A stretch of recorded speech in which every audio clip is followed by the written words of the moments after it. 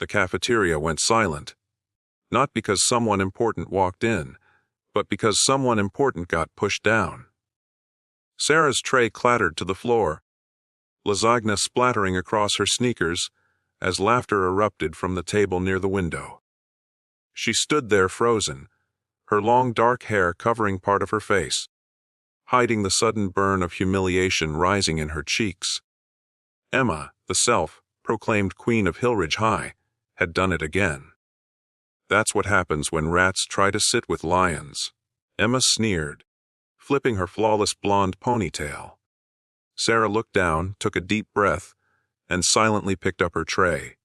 She didn't say a word, but she felt something stir inside her, a quiet fire that had always been there, one she had been trained to control for years, because what no one in this school knew was that her father had trained the best of the best. Special Forces. And since the age of 6, Sarah had trained with him. Not to fight, to defend, to endure, to choose wisely when to act and when to wait. But she was getting tired of waiting.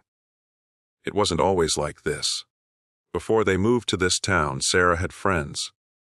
She laughed freely, joined in games, and never worried about where to sit at lunch.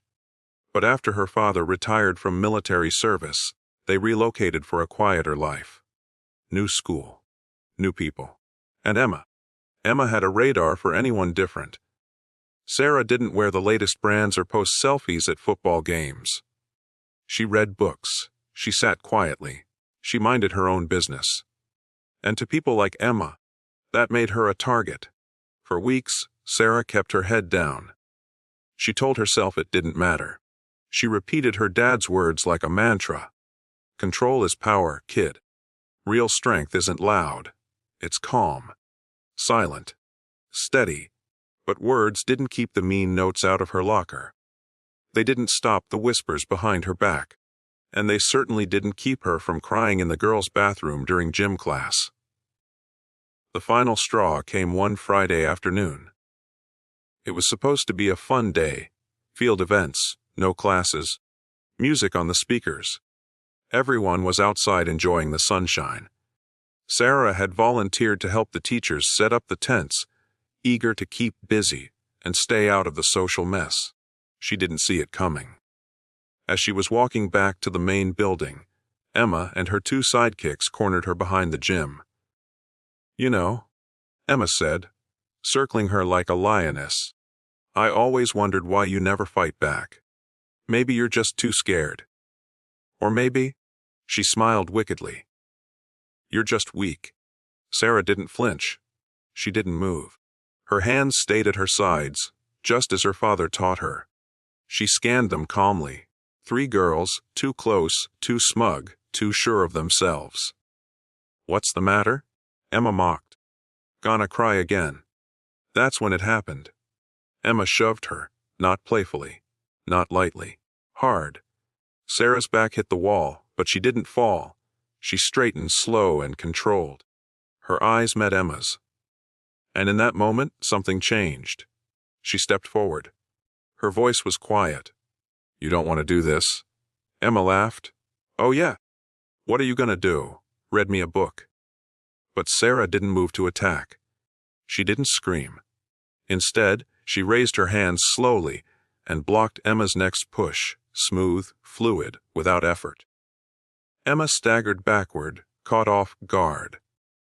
One of the sidekicks reached out to grab Sarah's shoulder, but Sarah sidestepped and twisted gently, using the girl's momentum to spin her away, sending her stumbling into the bushes. The last girl hesitated. Sarah turned to her, voice still calm. "You should stop." The girl took a step back, unsure. By now, students had gathered. A teacher came running. Phones were out. Sarah looked around, heart pounding but face composed. She didn't fight. She defended, with grace, with precision, without hurting anyone. That night, the video went viral in their town.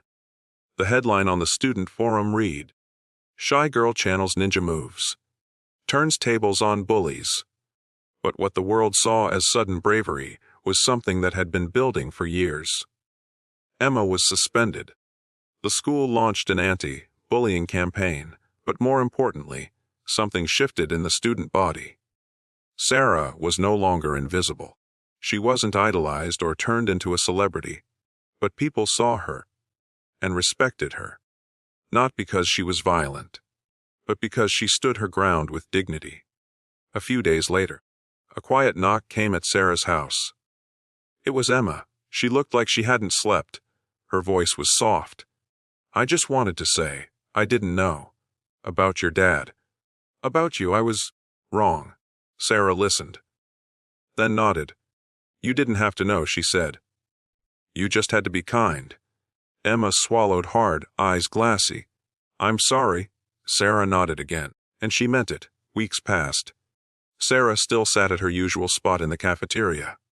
Sometimes alone, sometimes not, but no one pushed her, no one whispered. She hadn't changed overnight, but the world around her had shifted.